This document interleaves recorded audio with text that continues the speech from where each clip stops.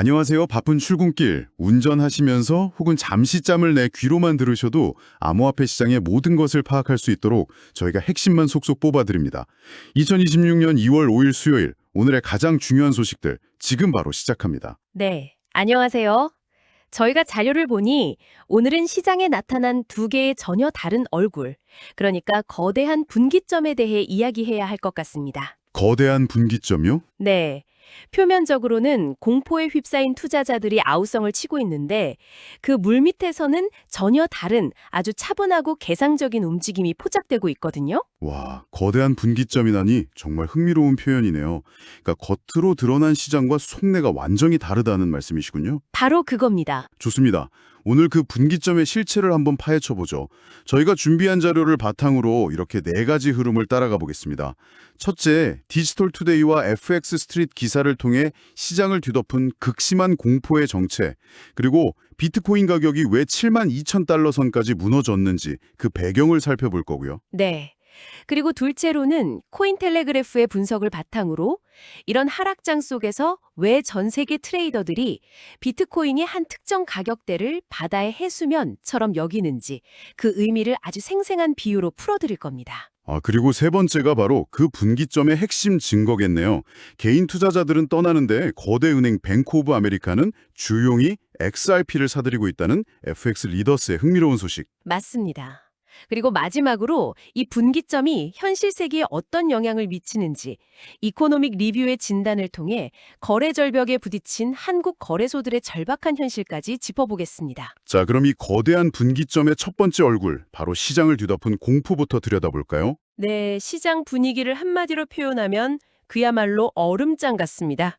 비트코인 가격이 심리적 지지선으로 여겨지던 72,000달러 아래로 그냥 속절없이 무너졌어요. 네, 2월 5일 오전 8시 기준으로 비트코인이 72,555달러 선에서 거래되면서 4%가 넘는 하락률을 보였습니다. 4%요? 근데 이 4%라는 숫자 자체보다 중요한 건 하락의 속도와 강도예요. 이건 단순한 건강한 조정이라기보단 투매에 가까운 아주 강한 매도 압력으로 해석이 되거든요. 비단 비트코인만의 문제는 아닐 것 같은데요. 물론이죠. 저희가 자료를 보니 이더리움, 바이낸스 코인, 솔라나 같은 시장의 허리를 담당하는 주요 알트코인들도 5%에서 8%가 넘는 훨씬 더 큰 폭의 하락을 기록했습니다. 시장 전체가 공포에 질려서 움츠러든 모습이죠. 이건 단순히 차트 위의 숫자가 아니라 수많은 투자자들의 실제 감정이 반영된 결과잖아요. 이런 공포 심리를 객관적으로 보여주는 지표도 있죠. 그렇습니다. 바로 크립토 공포 탐욕 지수가 그 역할을 하죠. 아, 시장 감정의 온도계. 네, 그렇게 생각하시면 쉬운데요. 100에 가까울수록 시장에 탐욕이 가득해서 과열됐다는 뜻이고 0에 가까울수록 공포가 극에 달했다는 의미인데 지금은 어느 정도인가요? 현재 수치가 얼마인지 아십니까? 단 14입니다. 14요? 와, 거의 바닥 수준이네요. 네, 단계로는 극심한 공포, 즉 extreme fear에 해당합니다. 이건 가격이 더 떨어질 것 같아 무서워서 못 참겠다는 심리가 시장을 완전히 장악했다는 뜻이에요. 그렇군요. 이 지수가 시장의 변동성, 거래량, SNS 언급량 이런 것들을 다 종합해서 산출되는데 14라는 수치는 거의 모든 지표가 비관론을 가리키고 있다는 거고요. 많은 투자자들이 이성적인 판단보다는 감정적인 패닉셀링에 동참하고 있다는 걸 보여줍니다. 알겠습니다. 그러니까 시장의 표면은 지금 온통 패닉과 공포로 가득 차 있다. 그런데 아까 말씀하신 거대한 분기점이라는 관점에서 보면 이 혼란스러운 표면 아래에서는 전혀 다른 일이 벌어지고 있다는 거잖아요. 맞습니다. 진짜 전문가들은 다른 지도를 보고 있다고요? 네, 그렇죠. 모두가 공포라는 단기적인 파도에 휩쓸려갈 때 노련한 선장들은 파도 밑에 해수면을 봅니다. 암호화폐 시장에서 이 해수면 역할을 하는 것이 바로 오늘 이야기의 핵심인 200주 이동평균선입니다. 200주 이동평균선. 네, 코인텔레그래프나 빙엑스 같은 여러 매체에서 이 지표를 아주 중요하게 다루고 있어요. 용어가 조금 어려운데 저희 초보자분들을 위해서 쉽게 설명해 주실 수 있을까요? 물론입니다. 이렇게 한번 상상해 보시죠. 비트코인 가격을 하나의 거친 바다라고 해보는 겁니다. 네, 받아요. 매일의 가격 변동은 위아래로 출렁이는 파도와 같아요.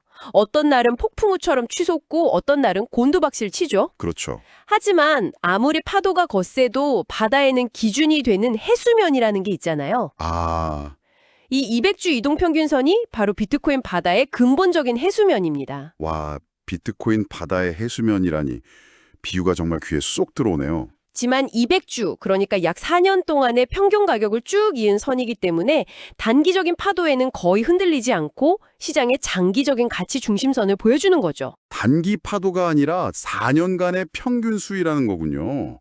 그런데 이 해수면이 지금 왜 그렇게 중요한 건가요? 역사적으로 비트코인이 거대한 하락장, 즉 베어마켓이라는 폭풍우를 만났을 때요. 가격이 이 해수면 근처까지 내려오면 바닥을 확인하고 다시 상승하는 경향을 반복해왔기 때문입니다. 아, 과거에 계속 그래왔다. 네, 트레이더들에게는 여기까지 밀리면 정말 위험하지만 여기서 버티면 다시 상승할 수 있다는 최후의 심리적 기술적 방어선으로 여겨지는 겁니다. 그럼 지금 그 해수면이 얼마 정도에 형성되어 있나요? 현재 그 가격대가 약 68,000달러에서 68,400달러 사이에 형성되어 있습니다. 잠깐만요. 그런데 여기서 한 가지 의문이 듭니다. 그건 과거의 데이터잖아요.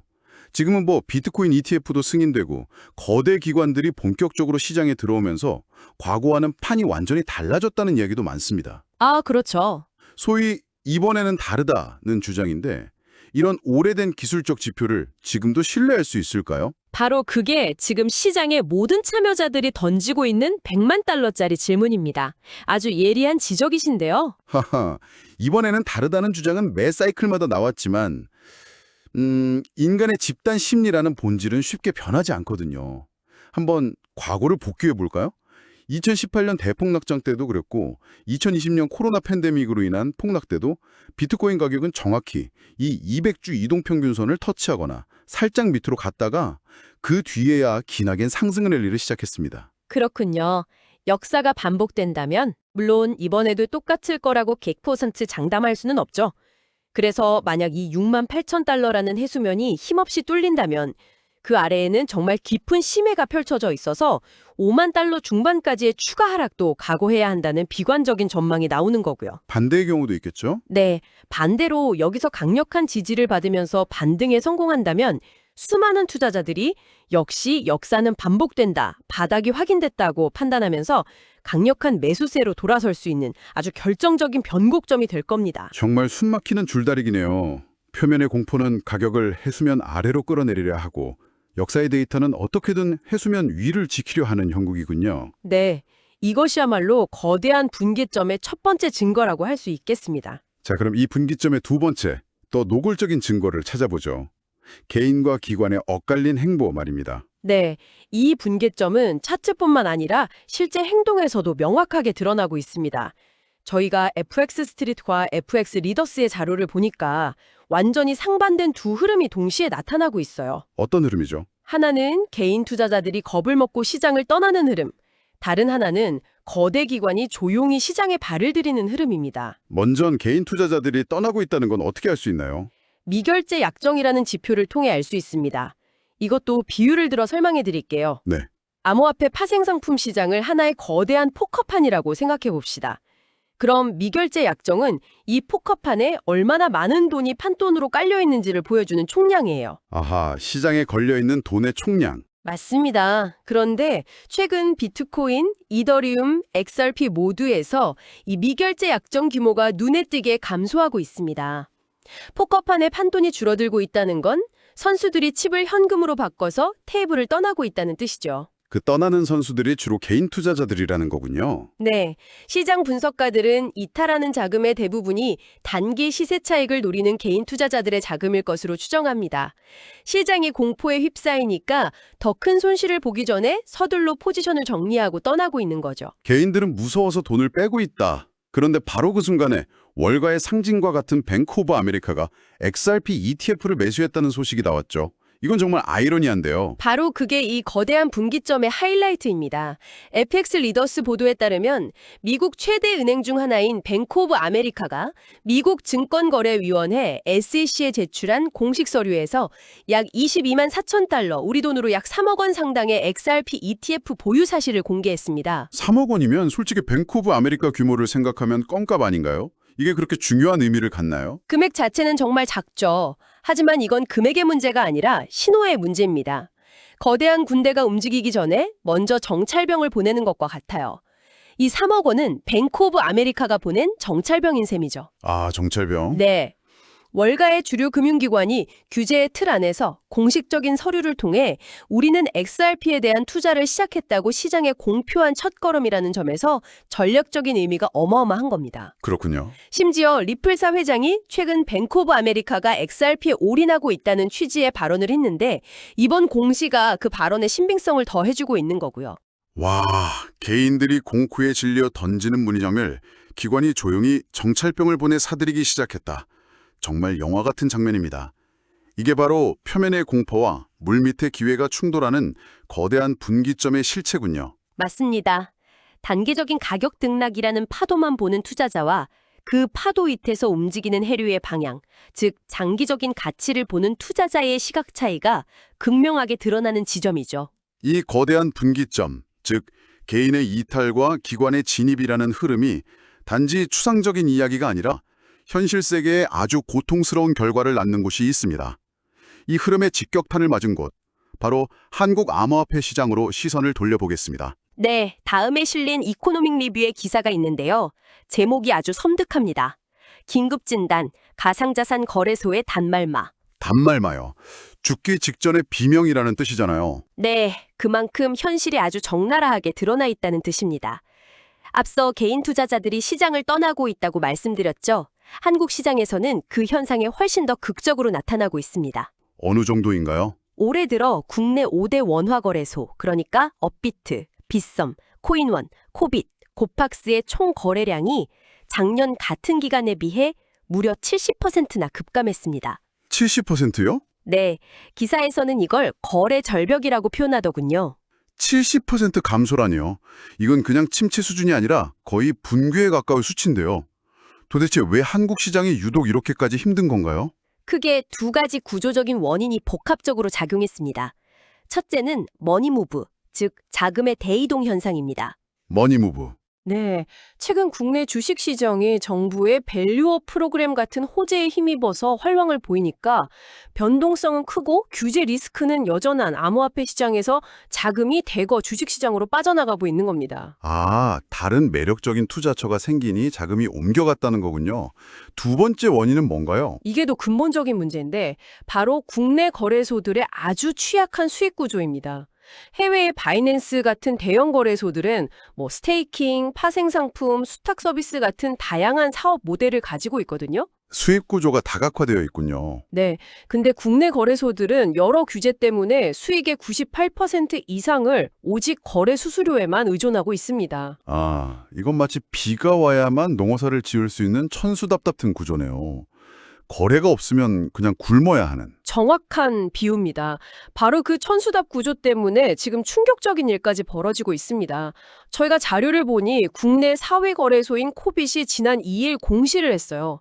직원들 월급 같은 운영비를 마련하기 위해서 회사가 자산으로 보유하고 있던 비트코인 25개를 팔겠다고요. 와, 회사가 자기 자산을 팔아서 직원 월급을 줘야 할 정도라니 정말 한계 상황에 내몰렸다는 게 느껴지네요. 네, 3위인 코인원도 작년에 비슷한 이유로 보유 코인 43억 원어치를 매각한 적이 있습니다. 이건 단순히 한도 회사의 어려움이 아니라 한국 암호화폐 산업의 기반이 흔들리고 있다는 상징적인 사건이죠. 이런 상황이면 당연히 글로벌 경쟁력도 떨어지겠네요. 속절없이 추락하고 있습니다. 가상자산 정보업체 코인게코에 따르면 한때 바이낸스와 세계 2, 3위를 다투던 업비트의 순위가 26위까지 떨어졌고요. 빗썸은 40위권, 코빗과 코인원은 80위권 밖으로 밀려났습니다. 한때 디지털 금융 강국을 꿈꿨던 한국 시장이 변방의 로컬 시장으로 전락할 수 있다는 위기감이 팽배한 상황입니다. 오늘 이야기를 종합해보니 거대한 분기점이라는 말이 정말 와닿습니다.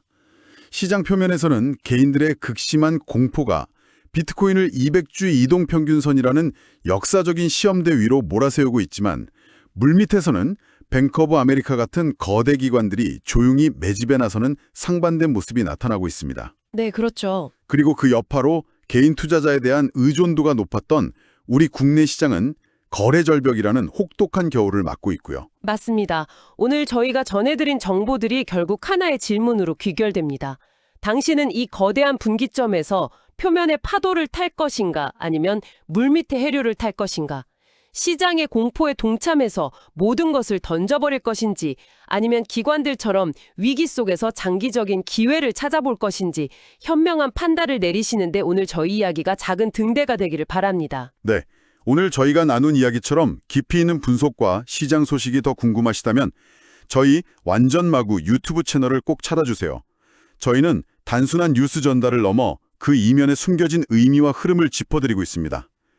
특히 평일 오전에는 라이브 생방송을 통해 실시간 차트 분석과 시장의 맥을 짚어드리고 있으니 변동성이 큰 시장에서 길을 잃지 않도록 든든한 가이드가 되어드릴 겁니다. 네. 오늘 내용이 유익하셨다면 지금 바로 구독과 좋아요 꼭 부탁드립니다.